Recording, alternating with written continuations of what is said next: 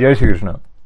तो एक तो मुझे जय श्री कृष्ण के अभिवादन के साथ जो रसमयता से भगवान के स्मरण और उनकी जय जयकार करने का अवसर आता है, उसमें मुझे बड़ा आनंद आता है। इस आनंद के पीछे वो पारिवारिक संस्कार हैं, हम बचपन से इस प्रकार से सुनते आते हैं। पर हमारे परिवार में ये बात कहाँ से आई, तो कृष्ण भगवान की भक्ति का जो एक विशेष पथ, पुष्टि पथ है, उसके जो आचार्य हुए हैं वल्लभाचार्य जी, उनकी जयंती बड़े धूमधाम से जो वैष्णव हैं वो जहाँ जहाँ हैं वो मनाते हैं, और स्वाभाविक है। तो इस क्रम में जब आप अमेरिका में वल्लभ जयंती मनाते हैं तो उसमें रविवार या वीकेंड का भी एक महत्व हो ही जाता है। तो वल्लभ जयंती वास्तव में एकादशी के दिन आती है, और ये एकादशी कौन सी है, तो वो बैसाख महीने के कृष्ण पक्ष की एकादशी है, जो कि 26-27 अप्रैल को आ गई। पर मनाया न्यूयॉर्क में इस वल्लभ जयंती को गया 1 मई को, रविवार के दिन।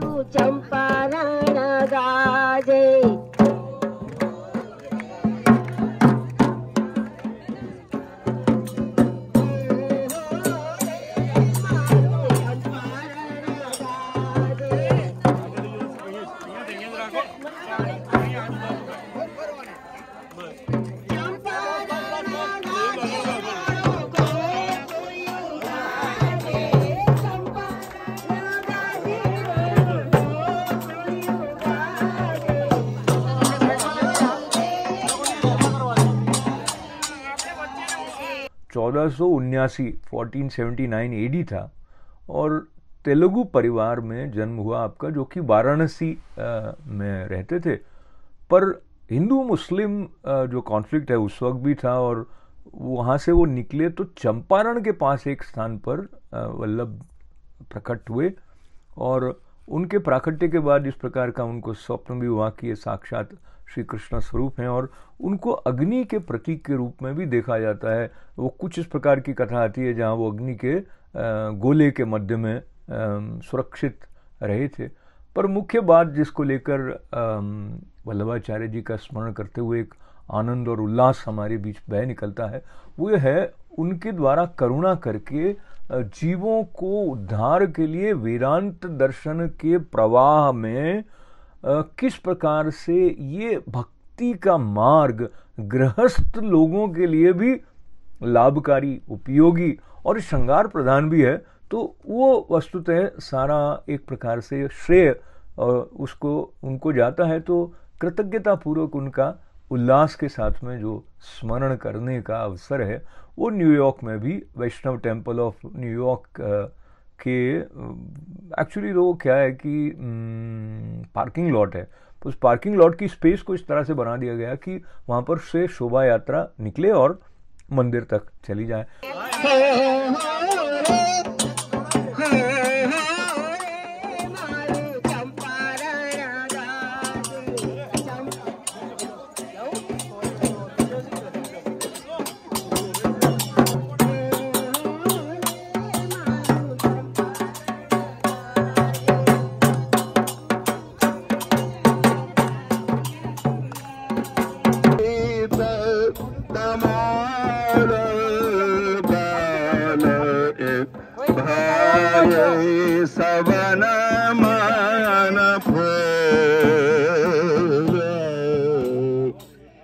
तो शोभा यात्रा में कहीं ये होता है कि और लोगों को पता चले कि क्या वल्लभाचार्य जी थे, कौन थे, उनका क्या संदेश था। वैसा निर्वहन तो नहीं हो पाता है, लेकिन वल्लभाचार्य जी ने स्वयं तो पूरी पृथ्वी की परिक्रमा की थी, और उन्होंने जो 84 बैठकों की स्थापना हुई है उनके द्वारा, वो आज भी बड़े विलक्षण भक्ति की तीव्रता से स्पंदित क्षेत्र हैं।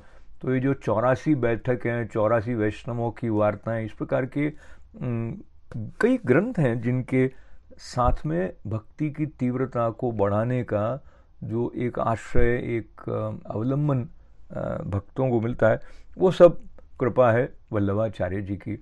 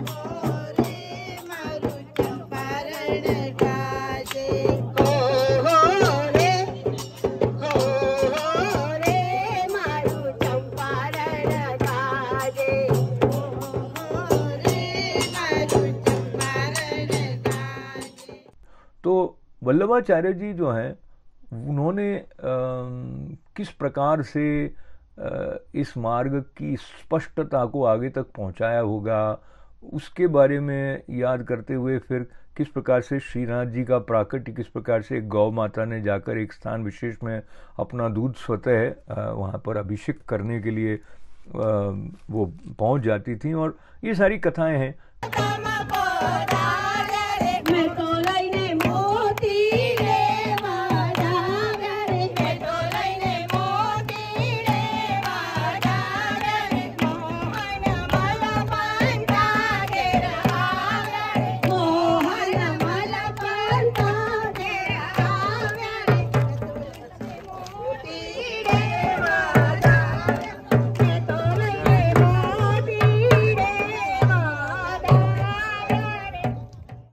श्री कृष्ण शरणम ममा, जो ये एक बड़ा अमोघ मंत्र है, श्री कृष्ण शरणम ममा, तो उसका भी स्मरण करते हुए ये जो मेरा एक आनंद का भाव वैष्णव मंदिर में जाते हुए, उसके पीछे पारिवारिक संस्कार और विशेष करके मैं अपनी माता जी का स्मरण करना चाहूँगा।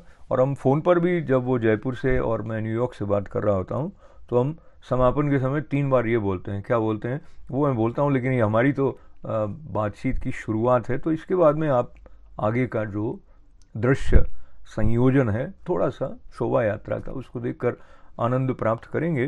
पर श्री कृष्ण शरणम ममा।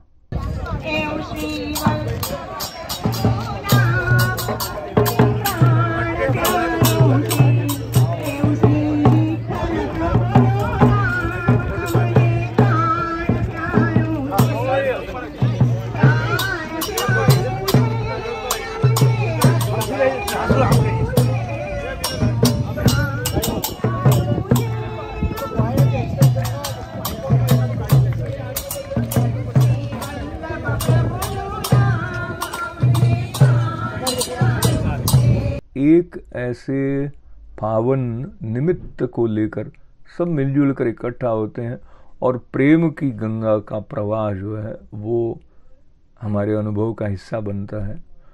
और जो जितना अधिक छाया देने वाला वृक्ष है, उसके नीचे बैठकर आश्रय लेने के लिए अधिकाधिक लोग पहुंच जाएंगे। जो हमारा जीवन है, इसमें कई प्रकार की धूप है, कई प्रकार के हमारे मार्ग में कांटे हैं और अज्ञान का अंधेरा भी है। तो ऐसे में जो भारत भूमि की विशेषता ये है कि वहाँ सत्य को समर्पित आचार्यों ने हमारे लिए वो मशाल प्रज्वलित रखी है, जो कोई भी कालखंड हो हमें अपने आत्मगौरव से जुड़कर आगे बढ़ने की सीख इतनी रसमयता से देती है कि आनंद आ जाता है। आज का मंगल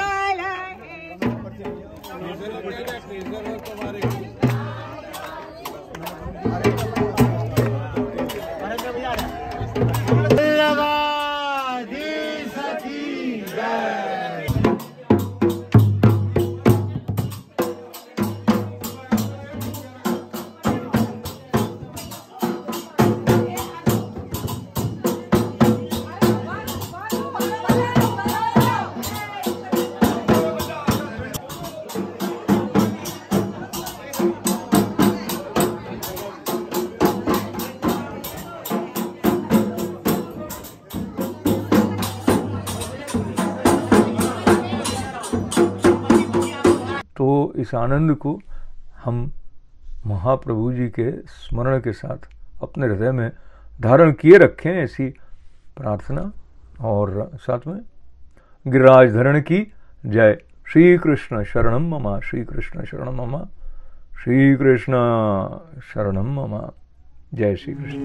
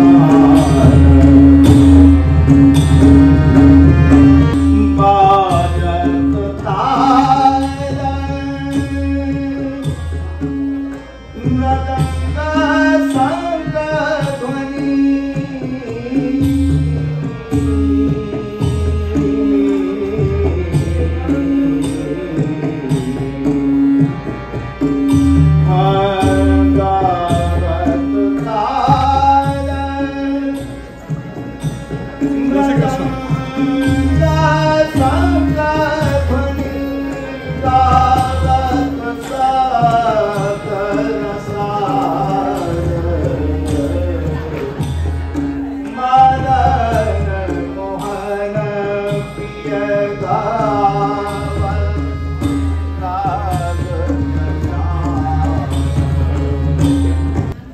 બેટા સાંભળ્યું? હા, આ થાણેશ્વરમાં શ્રી આચાર્યજી પધાર્યા છે, તો હું જાઉં છું તેમના દર્શને. તમે શ્રી ઠાકોરજીને જગાડી આજનો સેવાક્રમ પહોંચો, અને હું આવું એટલે પછી તમે દર્શન કરી આવજો. મને આજે શ્રી ઠાકોરજીની સેવા અને શૃંગાર કરવાનો મોકો મળશે. હા બા, તમે જઈ આવો, દર્શન કરી આવો. જાઓ. હા ચાલો, જય શ્રી ચાલો ચાલો ચાલો, હું શ્રી ઠાકોરજીને શૃંગાર કરી અને ભોગ ધરું.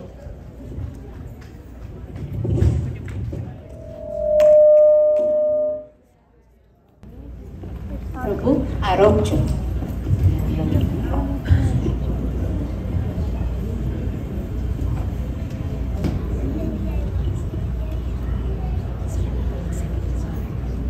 લાલા, આ વખતે જરૂર આરોગજો.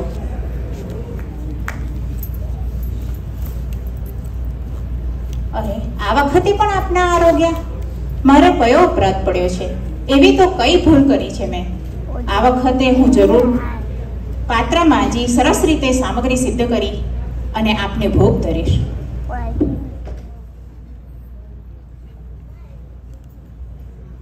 લાલા, આ વખતે જરૂર આરોગજો.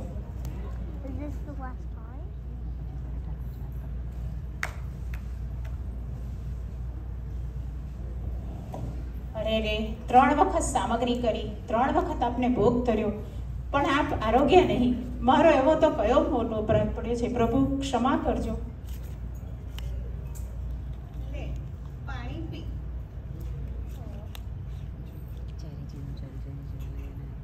તું શા માટે ખેદ કરે છે? તે 3 વાર ભોગ ધર્યો, 3 વાર મેં આરોગ્યો. હું કેમ માનો? સામગ્રી તો જેમની તેમ ધરી છે. પણ જ્યાં મારો હાથ પડે ત્યાં ક્યારેય સામગ્રી કે કશું ઓછું થતું નથી. એનું પ્રમાણ શું? કાલે સવારે તું મને ફરીથી ભોગ ધરાવજે, અને હું તારી સમક્ષ તારા દેખતા જ આરોગીશ. જરૂર, કાલે સવારે હું સુંદર રીતથી સામગ્રી સિદ્ધ કરી આપને ભોગ ધરીશ. ભલે ભલે, હવે તું ઘરે જા. તું ટેરો કેમ કરે છે? પછી હું જ્યારે આરોગીશ ત્યારે તને એવું થશે કે મેં આરોગ્યો જ નથી.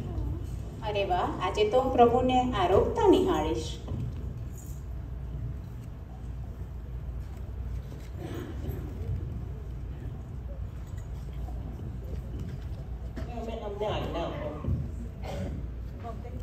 દર્શને મોકલજે. જરૂર, જેવી આજ્ઞા તમારા. હું આવી ગઈ. હા બા.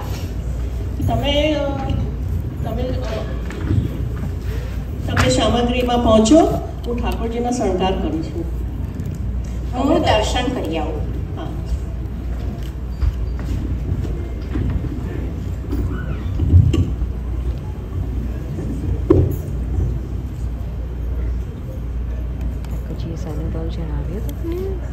તું ભાગ્યશાળી છે. અરે, શ્રી ઠાકોરજીના પેટમાં આટલી વાત પણ ના ટકી. આખરે તો બાલક છે ને. કૃપાનાથ, આ આપની જ કૃપા છે. નહીતર ક્યાં શ્રી ઠાકોરજી અને ક્યાં આ સંસારી જીવ. મને આજ્ઞા આપો ઘરે જવાની. તારી સેવા સ્વીકારી છે, તું જલ્દીથી ઘરે જઈને સેવા ચાલુ કર. જેવી આજ્ઞા. બા, આપણા ઉપર શ્રી ઠાકોરજી અને શ્રી આચાર્યજીની બહુ મોટી કૃપા છે. અરે સરસ સરસ. તમે સામગ્રી પહોંચો, હું અહીંયા શણગારમાં બેઠી છું. તું રસોઈ અને બહારની ટેલ કર, અને વહુ ભોગ ધરાવશે અને શણગાર કરશે. કારણ કે વહુના હાથે ભોગ ધરેલો મને હું પ્રેમથી સ્વીકારું છું.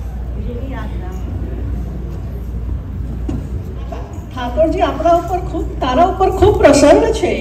તો આ હવેથી તું જ શણગાર કરજે, અને તું જ સામગ્રી કર, તું જ ભોગ ધરજે.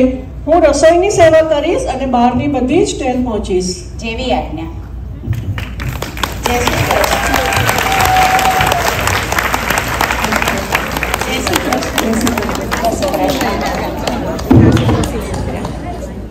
આજે આપની સમક્ષ રજૂ કર્યો એના કોરિયોગ્રાફર અવનીબેન મથુરિયા.